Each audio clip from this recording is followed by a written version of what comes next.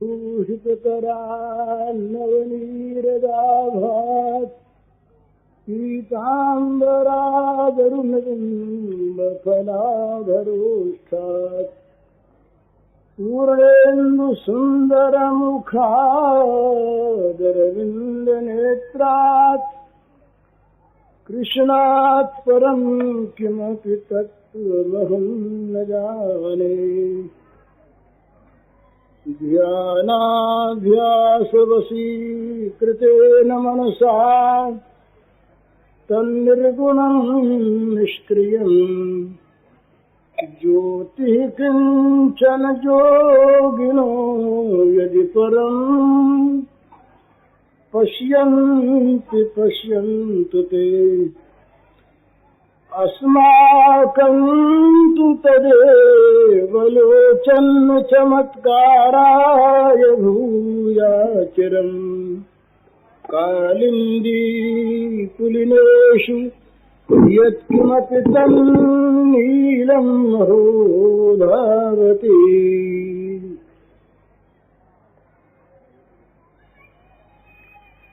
समस्त चराचर जगत के रूप में अभिव्यक्त श्री भगवान के पावन चरण कमलों में नमस्कार।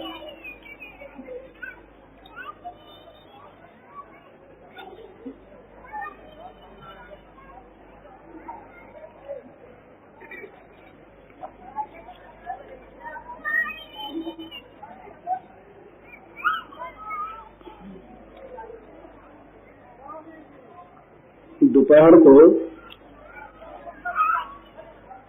अपने जो बातचीत हुई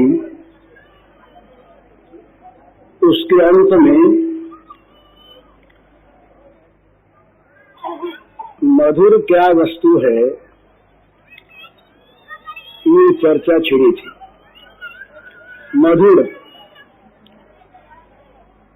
मधुर रस है ना, मधुर रस भक्ति में माधुर्य। तो उसमें ये बात हुई थी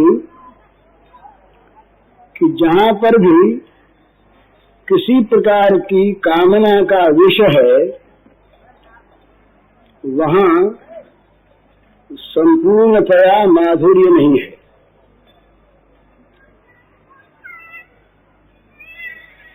विष मिली मधुरता है, कटुता मिली मधुरता है। जीवन का सर्वथा विनाश कर देने वाली विषय कामना को साथ लिए हुए जो मधुरता होती है वो मधुरता वास्तव मधुरता नहीं होती। यही काम और प्रेम का महान अंतर है। ये समझने का विषय है। जहां पर अपनी इंद्रियों को तृप्त करने की वासना है, जहां पर दूसरे किसी के द्वारा अपने को सुखी बनाने की कामना है, अपने मन की अपनी इच्छा की बात पूर्ण करने की जहां कामना है वहां प्रेम नहीं है, वहां माधुर्य नहीं है।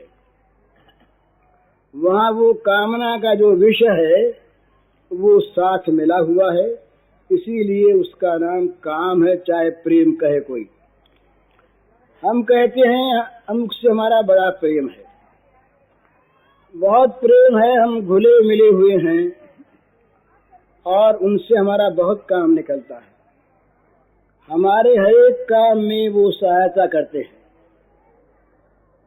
हमारी हर तरह की विपत्तियों को वो नाश करते हैं, हर तरह की हमारी संपत्ति की इच्छा पूर्ण करते हैं। बड़ा प्रेम है, बड़ा हमसे उनका प्रेम है। तो उनका प्रेम से तो ठीक है, और प्रेमी आदमी किसी प्रेमास्पद की या प्रेमास्पद प्रेमी की सुख की व्यवस्था न करे ये भी कोई बात नहीं।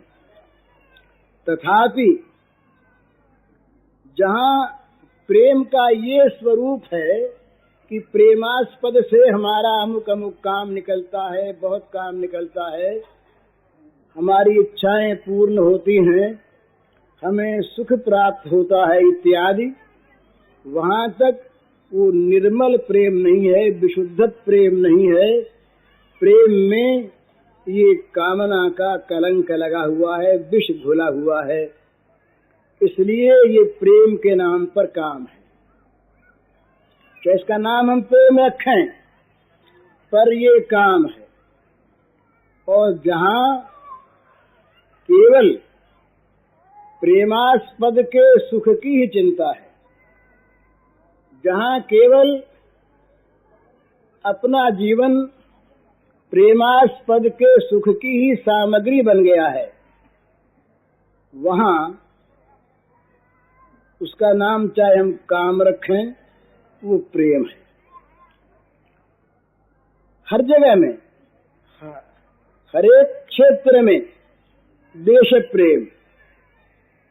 देश का प्रेमी कौन? जिसका जीवन देश का हित बन गया, वो देश प्रेमी, देशभक्त। जो देशभक्ति या देश प्रेम के परिवर्तन में, उसके बदले में अपने लिए कुछ व्यक्तिगत चाह रखता है, वो विशुद्ध देश प्रेमी नहीं है। उसके अंदर कुछ अपनी व्यक्तिगत कामना है। जहाँ व्यक्ति में और देश में स्वार्थ का संघर्ष हो, वहाँ यदि व्यक्ति की कामना देश के हित की कामना पर विजय प्राप्त कर ले, तो उसका अर्थ ये होता है कि वहाँ काम है, प्रेम नहीं है। हर जगह यही, घर में यही बात। जहाँ अपने सुख की चाह है, जहाँ अपने दुख की परवाह है, वहाँ प्रेम नहीं, काम है। काम है, वहाँ विष है, वहाँ अंत में उसका फल कड़वा है, इसलिए वो मधुर नहीं। तो माधुर्य रस जिसका भक्ति में सर्वोच्च स्थान मानते हैं, माधुर्य का, उस माधुर्य में सर्वात्म निवेदन है। सर्वात्म निवेदन अर्थात सब प्रकार से अपना, अपने सारे हितों का, अपने लोक परलोक का, यज्जुहोषि ददासयत ये तपस्या कौन्तेय तत्कुरुषु मदर्पणम। जो कुछ करो मेरे अर्पण करते रहो, जो खाओ, जो दान करो, यज्ञ करो, तप करो, हवन करो, सब मेरे अर्पण करते रहो। करके अर्पण करे, एक बात। एक समर्पित ही कर्म करे, एक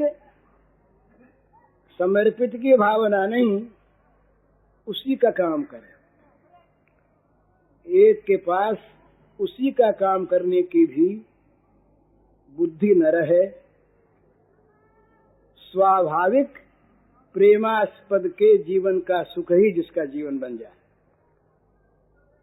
तो जहाँ प्रेमास्पद के का सुख ही जिसका जीवन बन जाता है, वहाँ कोई कामना नहीं रहती, वहाँ किसी प्रकार की कामना का विष नहीं रहता। ये मारने वाला कौन है, जलाने वाला कौन है?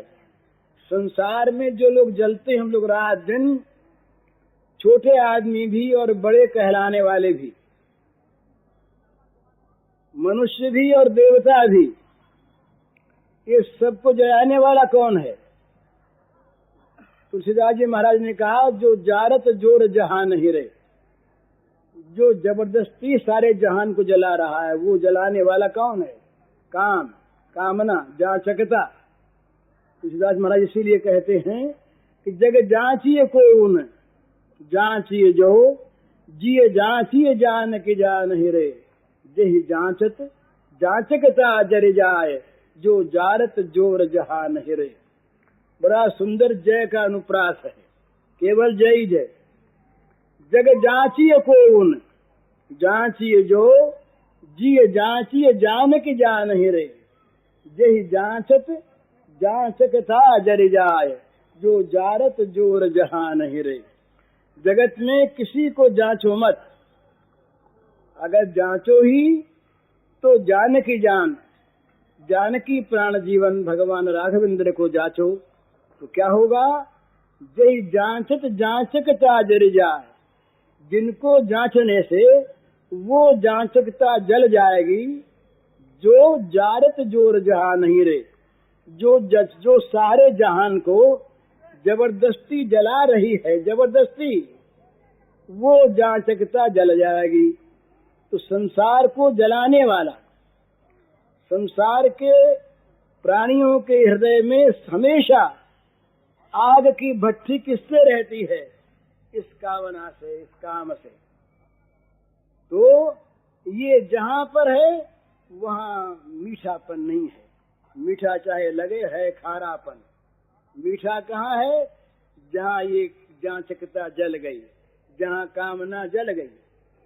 एक तरह की और ज्वाला भी होती है, वो ज्वाला शीतल करने वाली होती है। ये बड़ा सुंदर समझने का विषय है।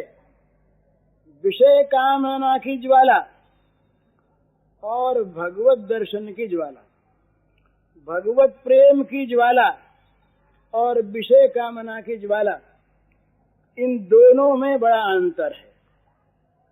विषय कामना की ज्वाला ये निरंतर बढ़ती रहती है, विषयों से कभी इसकी शांति नहीं होती। बुझे न काम अग्नि, तुलसी कहूँ विषय भोग बहु घीते। जैसे आग ईंधन और घी डालने से बुझती नहीं, भड़कती है, उसी प्रकार ये कामना की आग विषयों की आहुति से घटती नहीं, बढ़ती है। तो ये ज्वाला हमेशा जलाने वाली, कभी शांत नहीं होने वाली। एक दूसरी ज्वाला और है, वो ज्वाला सारी ज्वालाओं को जला देती है। ये जिसके हृदय में भगवान को या भगवत प्रेम को प्राप्त करने की ज्वाला जल उठी, वो भी ज्वाला है, वो भी आग है, पर वो आग शीतल कर देने वाली है। क्यों? जलाने वाली जो ज्वाला है वो तो विषय काम की ज्वाला है, और विषय काम की ज्वाला को जो जला दे वो तो सारी जलाने वाली चीजों को उसने जला दिया। तो भगवान को प्राप्त करने का उत्ताप ज्वाला, ये जिसके मन में जल उठे, भगवान के विरह ताप से जिसका जीवन संतप्त उठे, जो भगवान को पाने के लिए परम आतुर हो जाए, वो तो भाग्यवान है। उसकी तो सारी ज्वालाएं सदा के लिए शांत हो जाती हैं, उसमें माधुर्य है। ये सिद्धांत मान लेना चाहिए। जिसका परिणाम मारने वाला हो, जिसका परिणाम दुख देने वाला हो, जिसका परिणाम कटु हो, वो अमृत नहीं है। वो खाने में चाहे मीठा लगे, किसी लड्डू में या किसी और पकवान में, बड़े मीठे में जरा सा संखिया मिला हुआ हो, संखिया का चाहे स्वाद ना आवे, स्वाद मीठा ही आवे, पर चूंकि संख्या उसमें है तो वो मारेगा अवश्य। इसलिए वो जो मिठाई है वो वास्तविक मिठाई नहीं, वो मधुर नहीं। मिठाई वास्तविक कौन है? मीठा वास्तव में कौन है? जिसका परिणाम मीठा हो, जिसके परिणाम में माधुर्य हो, जिसके परिणाम में तिक्तता, कटुता, विषमयता, मारात्मकता न हो, वो मधुर है। इसलिए मधुर रस में ये बात अच्छी तरह से जान लेने की है कि जगत का भोग वैराग्य जहाँ पूर्णतया संपन्न हो चुकता है, वहां पर भगवान का ये राग, मधुर राग उत्पन्न होता है। विषयानुराग और भगवान का मधुर अनुराग, ये दोनों साथ साथ नहीं चल सकते। जितना भी भोगों का मोह है, संसार के आराम की जितनी ही चाह है उतनी ही ये भगवत प्राप्ति में, भगवत प्रेम की प्राप्ति में बाधा है। इसलिए ये बात कहने की आवश्यकता हुई कि मधुर नाम सुन करके कोई भ्रम से, भूल से विषयों के अनुराग को मधुर न समझ ले। वो तो विष है, विष निरंतर विष ही रहेगा। तो सर्वस्व का त्याग करके, श्री गोपांगनाओं ने कहा भगवान से कि हम सर्वस्व त्याग करके आपके चरणों में आएंगे, अब आप हमारा त्याग कैसे कर सकते हैं?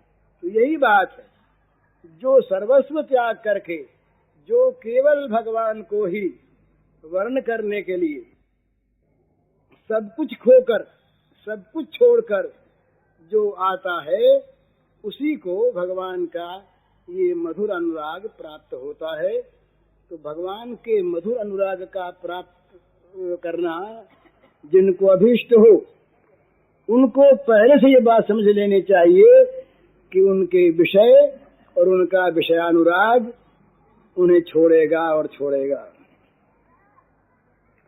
दो चीज साथ साथ नहीं चल सकती, अंधकार और प्रकाश साथ नहीं रह सकते। भगवत प्रेम और विषयासक्ति साथ साथ नहीं चल सकती। जहाँ विषयासक्ति है वहाँ भगवान का अनुराग नहीं होगा, और जहाँ भगवान का अनुराग है वहाँ विषयासक्ति नहीं रहेगी। ये अंतर ठीक समझ लेना चाहिए, तभी इस मार्ग में प्रवेश करने की इच्छा करनी चाहिए। नहीं तो कहीं मृत्यु फल फलता इसमें, कहीं कलंक लाभ केवल। कहीं मृत्यु फल फलता इसमें, कहीं कलंक लाभ केवल। तो ये कलंक लाभ न हो जाए, इसलिए बड़ी सावधानी की आवश्यकता है। विषयानुराग का परित्याग बड़ा आवश्यक है। तो ये माधुर्य रस का ये एक प्रधान स्वरूप है कि जहाँ कटुता का, परिणाम में कटुता का सर्वथा अभाव हो, वो मधुर रस है। और वो मधुर रस विशुद्ध है, क्योंकि उसमें किसी प्रकार की भी कामना का विषय नहीं है। ये जहाँ होता है, जिसमें होता है, उसका नाम गोपी है, और जैसा होता है उसका नाम गोपी प्रेम है। ये समझ लेना चाहिए, समझ करके ही तब आगे बढ़ना चाहिए। अब दूसरी बात है कि ये विषय थोड़ा सा कहना था। अब इस माधुर्य के संबंध में जो विशेष बातें हैं, एक रूप तो कहा था उसका, जहाँ पर वैधता है, जहाँ विधि है, विधि का माधुर्य एक होता है और एक अवैध माधुर्य होता है। तो अवैध का अर्थ विधि का भंग नहीं है, अवैध का अर्थ नियमों को तोड़ना नहीं है, वहाँ नियमों की आवश्यकता नहीं है। जहाँ पर विधि है वहाँ पर विधि मानने योग्य समाज है, और जिस समाज में, जिस व्यक्ति में वो विधि की योग्यता नहीं, वहाँ पर उसका आचरण अवैध होता है। तो अवैध दो प्रकार का होता है, एक पागलपन का होता है, एक महानीचता का होता है, और एक ऐसा होता है कि जहाँ पर वो विधि का जो साम्राज्य है, विधि के साम्राज्य की जो सीमा है, उससे पार पहुंचे हुओं का होता है। तो इसलिए ये जो अवैध माधुर्य है श्री गोपी जनों का, इस माधुर्य में विधि नहीं है। पर विधि नहीं है इसका अर्थ ये नहीं है कि वहाँ विधि का जानबूझकर भंग है। वहाँ विधि से जो अतीत क्षेत्र है, उस अतीत क्षेत्र की ये चीज है, विधि के क्षेत्र की नहीं। ये बात समझ लेनी चाहिए। तो इस विषय पर फिर कभी कहने का विचार है, मौका लगा तो।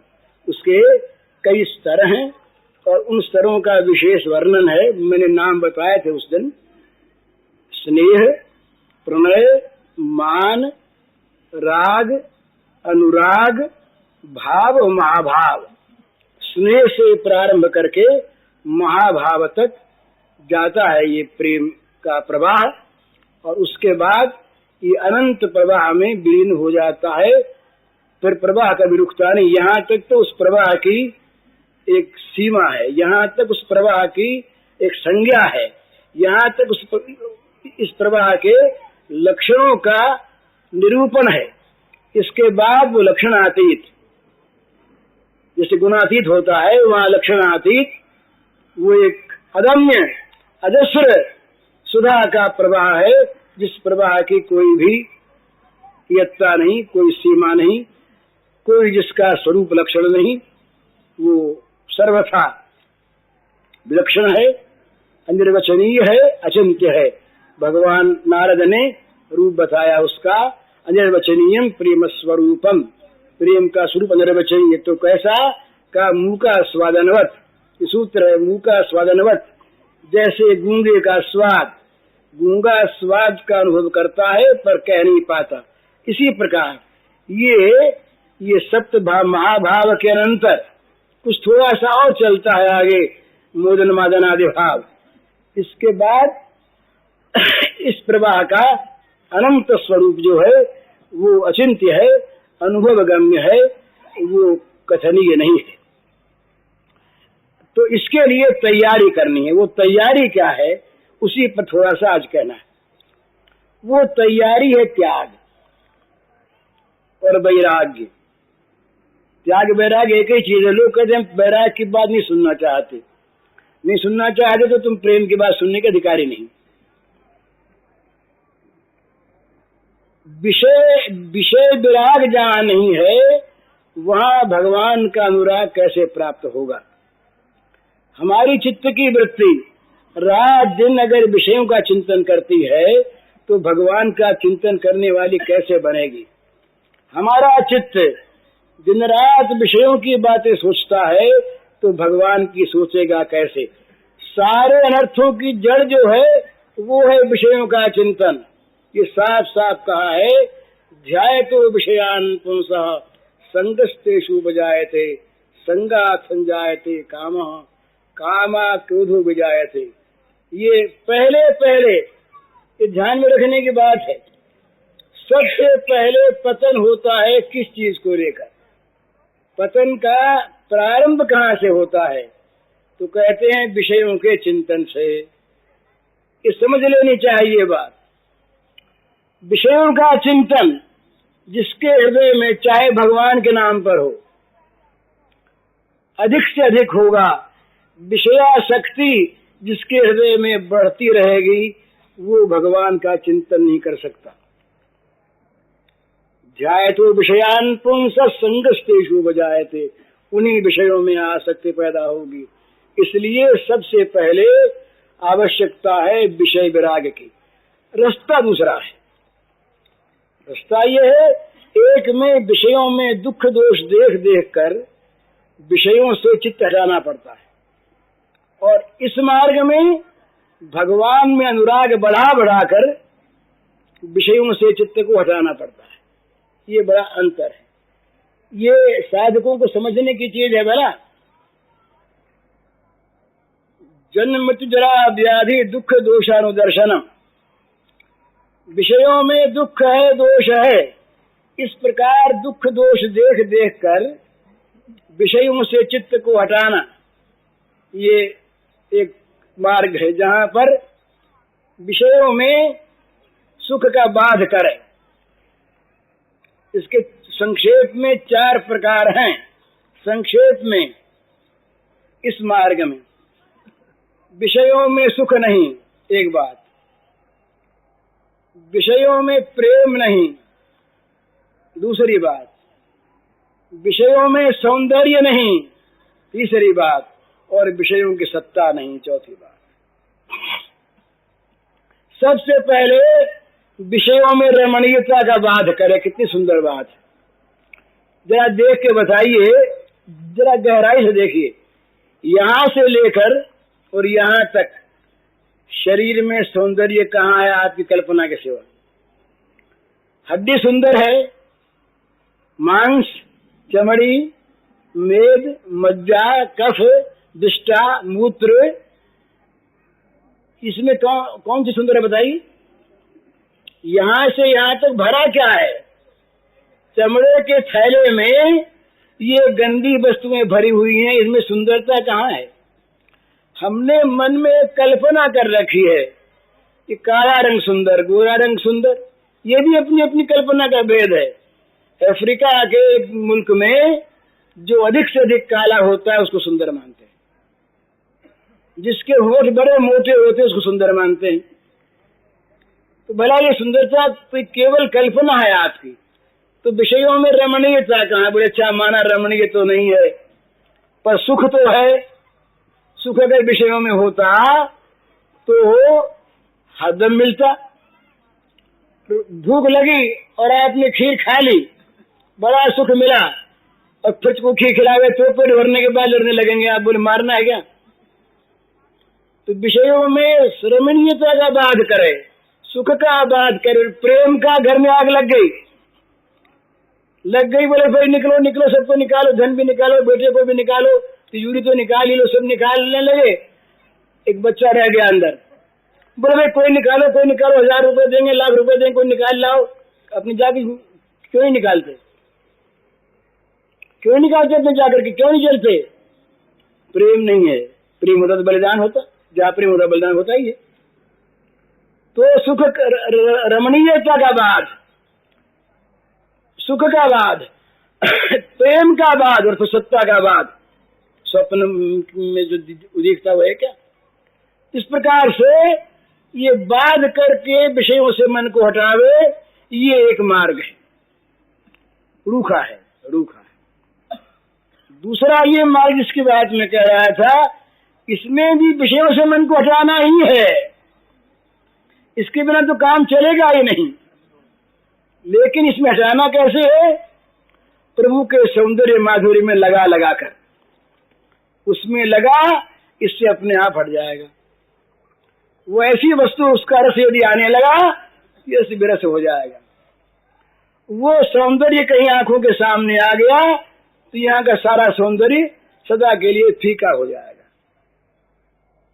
इसलिए ये जो उपासना है, आराधना है, प्रेम उपासना, इसमें निश्चय ही विषय विराग आवश्यक है, पर विषय विराग के लिए रूखी साधना नहीं करनी।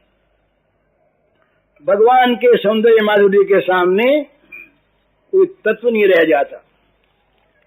ये रोज सुनते हैं आप प्रार्थना में, ये प्रारंभ में श्लोक, वंशी विभूषित करात नवनीरदाभात पीतांबरागरुण बिंब फलाधरोष्ठात पूर्णेन्दु सुंदर मुखात अरविंद नेत्रात कृष्णात परम किमपि तत्वमहं न जाने। ये कहते कौन? वेदांत के परमाचार्य स्वामी मधुसूदन जी। गीता के 12वें अध्याय की टीका का ये श्लोक है, उसमें श्लोक दिया है। वो कहते हैं कि इसके पर कोई तत्व हो तो मैं नहीं जानता। तो तात्विक लोगों के सारे तत्व जिस तत्व में खो जाते हैं, तो क्या सारी विषयासक्ति भगवान कृष्ण के व्यक्ति में नहीं खो जाएगी? पर उसका स्वाद आना चाहिए वास्तविक। ये दो मार्ग ठीक समझ लेने के हैं, और दोनों मार्गों में एक चीज की आवश्यकता है, विषयाशक्ति का अभाव दोनों में आवश्यक है, दोनों मार्गों में। लेकिन एक में विषयों के दुख दोष देख देख कर विषयों में से सुख, प्रेम, सौंदर्य और सत्ता का बाध करके विवेक के द्वारा नित्यानित्य वस्तु का विचार करके सुख दुख का विवेचन करके विषयों से चित्त को हटाना है, रूखा मार्ग है। चित्त तो विषयों से हटाना ही है। और इस दूसरे मार्ग में भगवान के अप्रतिम सौंदर्य माधुर्य में चित्त को आसक्त बना देना है कि जिससे विषयों की आसक्ति अपने आप दूर हो जाए। वो रूखा वैराग्य नहीं, वैराग्य तो बड़ा आवश्यक। विषयाशक्ति रहते भगवदाशक्ति नहीं होगी, पर भगवान में यदि आसक्ति हो जाए तो सारी विषयाशक्ति को खा जाएगी। ये चीज है। तो इसमें सुख ये है कि शुरू से ही भगवान में आसक्ति बढ़ावे। प्रारंभ से लेकर प्रातः काल उठने से लेकर रात को सोने तक ये मधुर भगवान की सेवा करता रहे। कभी उनको जगावे, फिर उनके उठन लगावे, स्नान करावे, फिर श्रृंगार करे, फिर नैवेद्य उनको दे। इस प्रकार से दिन भर चर्या चलती रहे मधुर की। तो ये मधुर जो है ये सारे के सारे विषय राग को खा जाएगा। तो भगवान का जो सौंदर्य, भगवान की जो ये सौंदर्योपासना है, माधुर्योपासना है, इसमें एक बात तो जो मैंने अभी कही और आज दोपहर को वो ख्याल रखने की, मधुर वो है जिसमें कभी कहीं पर किसी प्रकार से भी काम विष का सम्मिश्रण नहीं है। जिसमें काम विष का सम्मिश्रण है, जिसमें कामना है, वो कामना वाला जो माधुर्य है वो अंत में कटुता लाता है। कामना वाला माधुर्य, कामना वाला प्रेम, प्रेम नाम होने पर भी काम है। और भगवत सुख की इच्छा करने वाला प्रेम, चाहे उसमें काम नाम हो उसका, भाई हमारी कामना है कि हमारे प्रियतम सुखी हों, कामना है। हमारी कामना है कि हमारे प्रेमास्पद को हमारी क्रिया के द्वारा सुख मिले, कामना है।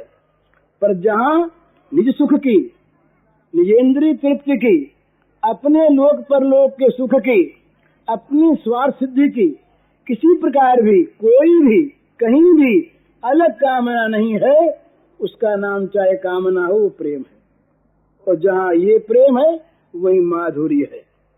तो माधुर्य रस की जहाँ जहाँ पर बात हो, वहाँ वहाँ पर ये बात पहले ध्यान में रख लेनी चाहिए कि इसमें कामना का विष सर्वथा नहीं है। तो कामना का विष नहीं है, परंतु उसमें विषय राग जो है ये भी नहीं होना चाहिए। विषय राग यदि है, भोग राग है, विषयों में अगर आसक्ति है तो ये प्रेम नहीं मिलेगा। तो छूटे कैसे ये विषयासक्ति, छूटे कैसे? तो सीधा उपाय बताया कि भाई हमारे में, हमारे सौंदर्य में, हमारे माधुर्य में मन को लगाओ। अभी आपको श्लोक सुनाया ना, मधुर स्वामी कहते हैं कि उसके परे कोई तत्व है मैं नहीं जानता, कृष्णात् परम किमपि तत्त्वमहं न जाने।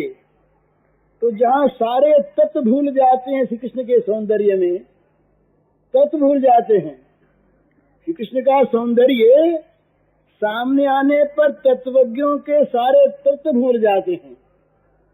वहाँ उनमें अनुराग होने पर, उनके अनुराग के मार्ग में कहीं विषयानुराग रह सकता है क्या? रह ही नहीं सकता। सूर्य के प्रकाश में क्या अंधकार रह सकता है क्या? रह नहीं सकता। इसी प्रकार से ये भगवत अनुराग के मार्ग में, भगवत प्रेम के मार्ग में, इस सौंदर्योपासना में, माधुर्योपासना में विषय अनुराग रह नहीं सकता। परंतु इसमें बड़ी सावधानी यह है कि सौंदर्य माधुर्य जो भगवान का है वो चिन्मय है, चिन्मय है, वो दिव्य है। भगवान का शरीर और भगवान के आत्मा दो नहीं है। वहाँ देही देह का भेद नहीं है। वो हानोपादान रहित, वो चिदानंदमय भगवान का मधुर वपु है। चिदानंदमय देह तुम्हारी विगत विकार ज्ञान अधिकारी, स्वेच्छामय सनितभूतमय से कोपी। ये पांच भौतिक नहीं, ये स्वेच्छामय भगवान की इच्छा और भगवान दो नहीं। इसलिए जो भगवान का ये दिव्य देह है, ये देह जो है ये अनित्य नहीं, पांच भौतिक नहीं, विषय काम जनित नहीं। इसलिए जहाँ सौंदर्य माधुर्य की उपासना है वहाँ समझ लेना चाहिए कि हम दिव्य भगवान के सौंदर्य की उपासना कर रहे हैं, ये मलिन संसार के सौंदर्य की नहीं। यदि संसार का सौंदर्य, संसार का माधुर्य, संसार का ऐश्वर्य हमारे मन को खींचता है तो जान लेना चाहिए कि हमारी उपासना में कहीं न कहीं कोई न कोई गलती है, कोई न कोई दोष है, कोई न कोई ऐब है, इसको निकाल देना चाहिए, नहीं तो परिणाम बुरा होगा। इसलिए ये केवल भगवान के साथ होता, किसी के साथ होता नहीं है। केवल भगवान के साथ, भगवान ही हमारे परम प्रियतम, परम श्रेष्ठ, परम प्रेमास्पद, भगवान का सौंदर्य, भगवान का माधुर्य, यही बस हमारी उपासना का विषय के सिवा तो वो जो सौंदर्य उपासना है, माधुर्य उपासना है, उसमें फिर क्या होगा? फिर सारी प्रकृति में वो माधुर्य फैल जाएगा और माधुर्य फैल करके जगत के कण कण में व्याप्त हो जाएगा। फिर सर्वत्र भगवान की वो श्री मूर्ति दिखाई देगी। जित देखो तित श्याममयी है, जित देखो तित श्याममयी है। गोपियों ने कहा कि भाई क्या करें, जहाँ आंख जाती है वहीं श्याम सुंदर दिखते। ये प्रगाढ़ आसक्ति में भी ऐसा होता है। जब कभी प्रगाढ़ आसक्ति होती है, ये आप करके देख लीजिए, कोई करके देखे, मुझे कहना नहीं चाहिए, मुझे वो बात जरा आत्मश्लाघा की है, पर आत्मश्लाघा के होने पर भी वो कोई सिद्धि नहीं है, सत्य हो सकती है, इसलिए कहने में आपत्ति नहीं। मैं शिमला पाल में था, नजरबंद, गवर्नमेंट ने मुझे नजरबंद कर दिया था 1916 के समय। उस समय ये था कि शायद गवर्नमेंट छोड़े या न छोड़े, ऐसी कोई संभावना नहीं थी, कोई निश्चय नहीं था। पहले तो जरा मन घबराया, पीछे मन लगा और मन में ही आया कि अब तो भगवान की आराधना ही करनी, कुछ करना नहीं। तो मेरे पास रवि वर्मा का एक चित्र था, भगवान ध्रुव नारायण, तो मैं नारायण का वहां पर ध्यान करता, भगवान नारायण का ध्यान करता, चतुर्भुज भगवान का स्वरूप था। तो वहां और कोई काम नहीं था, जप, ध्यान और स्वाध्याय में पुस्तकें मेरे पास तो थी नहीं। मेरे पास कोई पुस्तक आती तो गवर्नमेंट से पूछ के आती। तो वहां पर बंगाली सज्जन थे, कृष्णचंद्र राय, उन बंगला साहित्य बहुत था, वो बंगला साहित्य मुझे मिल गया, मैंने वहां खूब अध्ययन किया। उसके बाद तो फिर होम्योपैथिक दवा बांटने का काम भी मैं करने लगा, पीछे मुझे वहां के शिव सज्जन ने बताया। तो वहां मैं ध्यान करता नारायण का, असली बात वो कह रहा हूँ। तो पहले मैं दिन में 3 बार करता, प्रातः काल उठने से पूर्व बिछौने पर बैठ जाता, मध्याह्न को और रात्रि को 8 बजे के लगभग। तो ध्यान करते करते उस मूर्ति के, और मूर्ति के लिए रवि वर्मा का जो चित्र था, वो मूर्ति, वो चित्र, वो विग्रह मेरी धारणा में बद्धमूल हो गया। और कोई काम था नहीं, 3 बार तो मैं करता, पर दिन भर वो करता रहता और मेरा क्या काम था।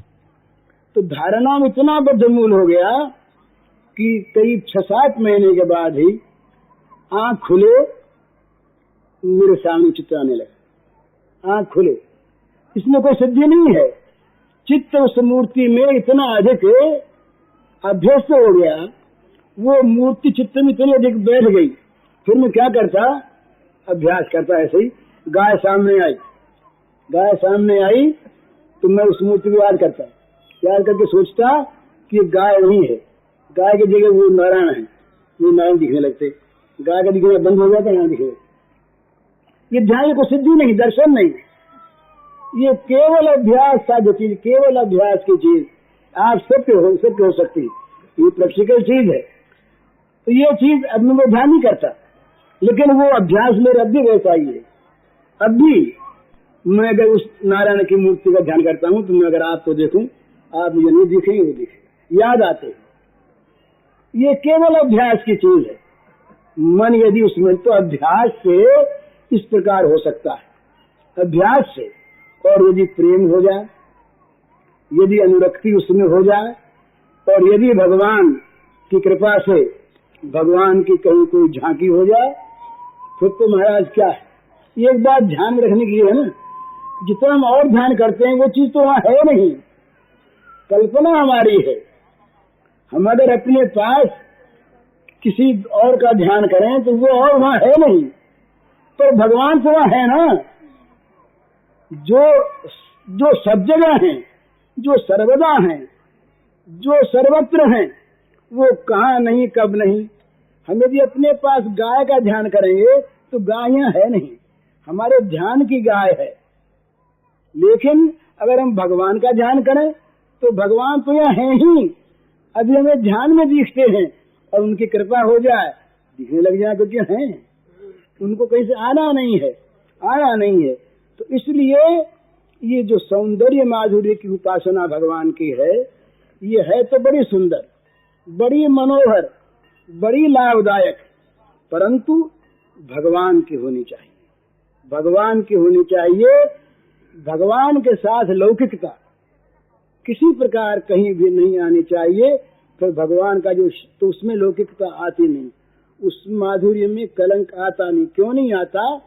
कि भगवान का जो देह है वो काम जनित नहीं है, वो स्वरूपभूत है, चिदानंदमय है। इसलिए उनका माधुर्य भी चिदानंदमय है, उनका सौंदर्य भी चिदानंदमय है, उनका ऐश्वर्य भी चिदानंदमय है, और उस चिदानंदमय सौंदर्य का दर्शन भी चिदानंदमय है, चिदानंदमय सौंदर्य की कल्पना भी चिदानंदमय है, और चिदानंदमय उस स्वरूप का दर्शन करने वाला हृदय भी चिदानंदमय है। इसलिए वहां इस कामना के कलंक की आशंका नहीं रहती।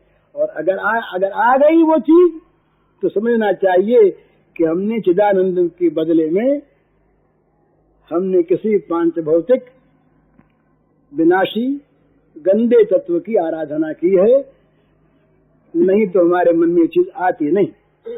ये महाराज ऐसा होता है जब आंखों के सामने किसी के भगवान आते हैं, उतनी देर के लिए उस समय वहां का तमाम वातावरण चिदानंदमय हो जाता है। उस दर्शन करने वाले के नेत्र भी, उसका हृदय भी, उसकी सारी इंद्रियां भी, उसका मन भी, उसकी बुद्धि भी, वहां का आकाश भी, वहां का वायु भी, जब तक भगवान वहां पर अपने स्वरूप को प्रकट रखते हैं तब तक वहां पर दिव्यता छाई रहती है। बस भगवान अब प्रकट हुए कि दिव्यता उनके साथ गई। तो इसलिए वहां उतनी देर में उसके सामने कोई गड़बड़ी नहीं हो सकती। अगर होती है तो मूल में गड़बड़ी है, मूल में गड़बड़ी है। तो इस माधुर्य की उपासना में ये चीज बहुत देखने की है, कहीं मूल में गड़बड़ी न हो जाए। मन को हमेशा सावधान रखना है, चिदानंदमय भगवान में लगाना है, चिदानंदमय भगवान में लगाना है, और किसी वस्तु में नहीं, किसी पदार्थ में नहीं, किसी भाव में नहीं, किसी विकार में लगाने की तो कोई कल्पना ही नहीं। तो ये इसलिए बड़ी सावधानी के साथ कहा गया है इस विषय को। ये जहां पर रास पंचाध्यायी का प्रारंभ होता है, प्रारंभ के श्लोक का सबसे पहला शब्द जो है वो भगवान है, जिससे कहीं पर भी पढ़ने सुनने वाले के मन में लोक न आ जाए, लोक न आ जाए। भगवान पिता रात्रि शरदोत्फुल्ल मल्लिका दीक्षयन्तुम मनश्चक्रे युग माया मुपाश्रित। युग माया मुपाश्रित है, ये खास चीज है। युग माया वो सारी रचना करती है खेल की, हैं। युग माया के आश्रय से भगवान अपने मन का निर्माण करते हैं, और मन को बना करके जो भगवान को चाहने वाले तत्व थे उन तत्वों को भगवान आकर्षित करते हैं। परम तत्वों, उन तत्वों में कहाँ दोष है, कहाँ विकार है, कहाँ जगत है। वो तो सारे जगत को छोड़कर, जगत को भूलकर एकमात्र वो कृष्ण आकर्षित हृदय हैं, वो कृष्णांग मानसा हैं, वो कृष्ण मानसमयी हैं। इस प्रकार की कृष्ण चित्तमयी वो देवियां, वो परम तत्व भगवान के वंशी ध्वनि के आवाहन से आकर्षित होकर के वहाँ उस प्रेम के परम तत्व का दर्शन और सम्मिलन करने के लिए एकत्र होती हैं। वहाँ कहाँ गंदगी है, वहाँ कहाँ काम है, वहाँ कहाँ जगत है। वहाँ तो जगत है ही नहीं, वहाँ तो विशुद्ध और विशुद्ध परम मंगलमय दिव्य भगवान का चिन्मय प्रेम प्रवाह बह रहा है। उसमें केवल प्रेम ही प्रेम है, आनंद ही आनंद है, और उसकी भित्ति है, मूल भित्ति है सर्वस्व त्याग। बिना त्याग के प्रेम का नाम लेना भी पाप है। भोग भोग भोग जहाँ पर है, भोगेच्छा जहाँ पर है, वहाँ प्रेम नहीं, वहाँ प्रेम नहीं। इसलिए प्रेम में भोग को स्थान नहीं। अपने को भोग्य बना देना ये अलग चीज है। अपने को भगवान के भोग्य बना दे, लेकिन भगवान भोग्य नहीं बनते। तो वो अपने को भोग्य बना देना क्या है? इसका अर्थ दूसरा अर्थ है, दूसरा नाम है सर्वस्व समर्पण, सर्वात्म निवेदन। अपनी सारी सत्ता को, अपनी सारी की सारी स्थिति को, अपनी सारी वस्तुओं को, अपनी कल्पना को सर्वथा प्रभु की कल्पना में समर्पित कर देना है, उनके चरणों में न्यौछावर कर देना है, अपनी सत्ता को उनकी सत्ता में खो देना। मुझे तो ये तीन शब्द बड़े अच्छे लगते हैं भगवान के, ता मन मनस्का मत प्राणा और मदर्थे त्यक्त देहिका। ये तीन चीज जो है ये इस भाव की प्रकाश करने वाली है। मन मनस्का, अपना मन ही नहीं, ऐसा अपने मन का उन्होंने अभाव कर दिया कि भगवान के मन को उनका मन बन के कार्य करना पड़ा। ये भगवान के मन वाली। और मत प्राणा, भगवान के प्राणों से अनुप्राणित हैं, भगवान के जीवन से उज्जीवित हैं। भगवान चाहते इसलिए नहीं, उनका अपना जीवन अपने लिए किसी चीज में, वो अपने लिए जीते हैं। उनका तो सारा प्रारब्ध, सारा कर्म संचित समाप्त हो गया, सारा वो तो ज्ञान शिरोमणि संचित रहा ही नहीं। संचित प्रारब्ध क्रियमाण समाप्त हो गया सारा का सारा। तभी तो मत प्राणा है, भगवान के प्राण दिव्य उनको जला रहे हैं, उनके कर्म नहीं जलाते। उनका सूक्ष्म देह जो है मन युक्त, वो नष्ट हो गया, वो नहीं है। भगवान का मन उनका मन बनकर काम कर रहा है। और जगत के काम, घर के काम, तो क्या घर के काम जो उनके अपने घर के काम नहीं रहे, वो भगवान का काम कर रही हैं। भगवान के मन से, भगवान के प्राणों से भगवान का काम कर रही हैं। उनके अपने काम तो कभी के परित्यक्त हो चुके भगवान के लिए। मदर्थे त्यक्त देहिका, ये साधना का भाव है और साधना की सिद्धि में ये स्वरूप बन जाता है। तीन बात भगवान के मन के अनुसार मन बना दो, अपना मन अलग मत रखो। भगवान को जीवन अर्पण कर दो, अपने लिए अपना जीवन मत रखो। और जगत में अपना काम कोई मत करो, अपने काम को छोड़ करके केवल भगवान का काम करो। मत कर्म कृत, ये साधना त्याग की। अपना मन अलग मत रखो, भगवान के मन के अनुसार अपने मन को बना दो, ये भाव साधना का। अपना जीवन अपने लिए मत रखो, भगवान के समर्पित कर दो। और अपने कोई कर्म अपने लिए नहीं रहे, सारे कर्म भगवान के हो जाएं। ये तीन भाव, ये इस माधुर्य सौंदर्य की उपासना में प्रधान साधन हैं। सब में यही है। किसी भी साधना में जाइए, अपना मन अपना प्राण ये भगवान के अर्पण करने पड़ेंगे। अपने सारे कर्म अपने लिए न होकर भगवान के लिए करने पड़ेंगे, तब दिव्यता आ जाएगी कर्मों में भी, मन में भी और जीवन में भी। फिर दिव्य कर्म, दिव्य मन, दिव्य जीवन, ये सर्वथा दिव्यता को लाकर और दिव्यता ही करने वाला होगा। क्या वजह है? कैसे संसार, तो संसार से हमारा नाता टूटे कैसे, वेदांत की दृष्टि से कैसे और भक्ति से कैसे, ये प्रश्न है। अब इसका उत्तर फिर कभी देखा जाए।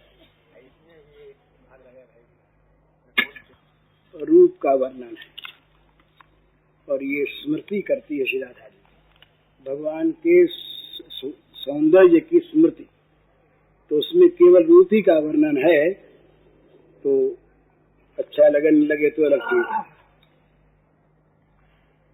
हे प्रियतम माधुर्य सुधा निधि, रस सागर प्राणों के प्राण, नित्य निवास करो मेरे उर मंदिर निरुपम प्रेम निधान। ये प्रार्थना भी है, प्रत्येक भक्त कर सकता है।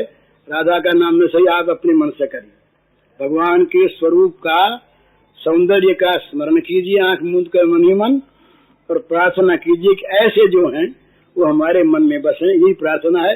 राधा का नाम नहीं सही, कृष्ण का नाम न सही। हे प्रियतम माधुर्य सुधा निधि, रस सागर प्राणों के प्राण, नित्य निवास करो मेरे उर मंदिर निरुपम प्रेम निधान। जो समझते हो वो शब्दों को और उनके विशेषणों को ठीक समझते रहे। निरुपम प्रेम निधान, अब कैसे है वो? नवनीरद नीलाभ श्याम तन, इसमें उनका सारा वर्णन है।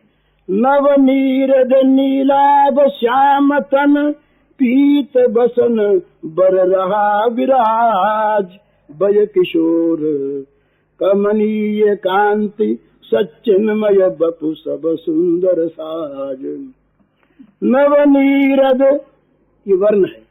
नवनीरद नीलाभ श्याम तन, पीत बसन बर रहा विराज, वय किशोर कमनीय कांति, सच्चिन्मय बपु सब सुंदर साज।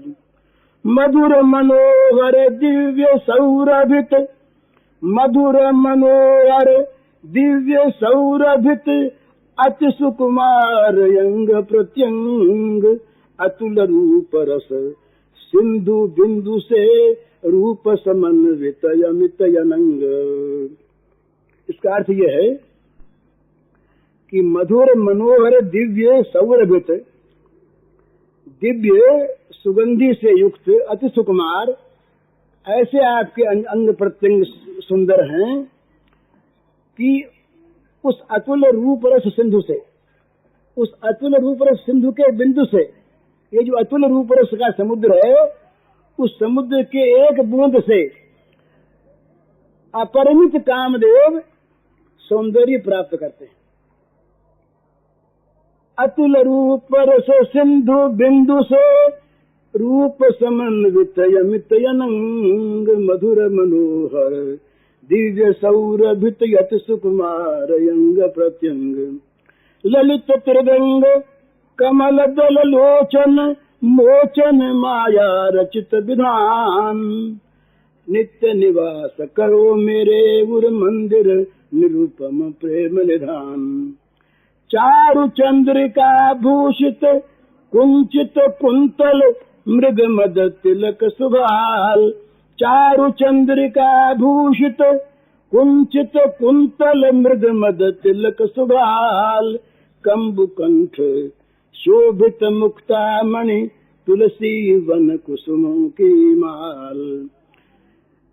चारु चंद्रिका भूषित कुंचित घुंघराले, चारु चंद्रिका भूषित कुंचित कुंतल, मृग मद तिलक सुभाल, कंबु कंठ शोभित मुक्ता मणि तुलसी वन कुसुमों की माल। कौस्तुभ मणि श्री वत्स विभूषित वक्षस्थल मनहरन विशाल। अरुणिम मधुर अधर मुरलीधर त्रिभुवन मोहन जसुमति लाल। कौस्तुभ मणि श्री वत्स विभूषित वक्षस्थल मनहरन विशाल। अरुणिम मधुर अधुर अधर मुरलीधर त्रिभुवन मोहन जसुमति लाल। अब मुस्कान कैसी है? परमहंस मुनि जन मन मोहन, परमहंस मुनि जन मन मोहन, सोहन मंद मधुर मुस्कान। नित्य निवास करो मेरे उर मंदिर निरूपम प्रेम निधान। श्रवण सुशोभित कुंडल छवि झल मिलात सुचि रुचिर कपोल। वो भगवान के श्री कर्णों में जो कुंडल शोभित हैं, उन कुंडलों की आभा पड़ती है भगवान के मधुर चमकते हुए कपोलों पर, जो झिलमिला रहे हैं। श्रवण सुशोभित कुंडल छवि झिलमिलात सुचि रुचिर कपोल। चिबुक चित्त हर प्रेम सुधारस भरे मनोहर मीठे बोल। उन्नत कंद विशाल भुजा सुंदर मृणाल सम शोभा धाम। नित नवीन सौंदर्य सुधामय मुख सरोज मोहन अभिराम। नित्य नवीन सौंदर्य सुधामय मुख सरोज मोहन अभिराम। प्रेमानंद तरंगित विग्रह, तरंगित है बोला, प्रेमानंद तरंगित विग्रह रास रसिक रस धाम सुजान। नित्य निवास करो मेरे उर मंदिर है निरूपम प्रेम निधान। सकंद सकल आभरण विभूषित दिव्य द्युतियति सुषमागार। कोमल कांत सुशांत दमन दुख दिव्य सुख प्रद परम उदार। ब्रज युवती जन मन आकर्षक रूप राशि नित्य नवनित्य किशोर। ब्रज युवती जन मन आकर्षक रूप राशि नवनित्य किशोर। नंदानंदन सखा प्राण धन जड़ चेतन सबके चित चोर। ब्रज युवती जन मन आकर्षक रूप राशि नवनित्य किशोर। नंदानंदन सखा प्राण धन जड़ चेतन सबके चित चोर। मेरे हृदयेश्वर रस पान रसिक शुचि करते रस का दान। नित्य निवास करो मेरे उर मंदिर निरूपम प्रेम निधान। हे प्रियतम सौंदर्य, हे प्रियतम माधुर्य सुधा निधि, रस सागर प्राणों के प्राण। नित्य निवास करो मेरे उर मंदिर निरूपम प्रेम निधान। पूज्य श्री भाई जी के इस प्रवचन का शीर्षक है मधुर। इसका कैसेट संख्या है 166।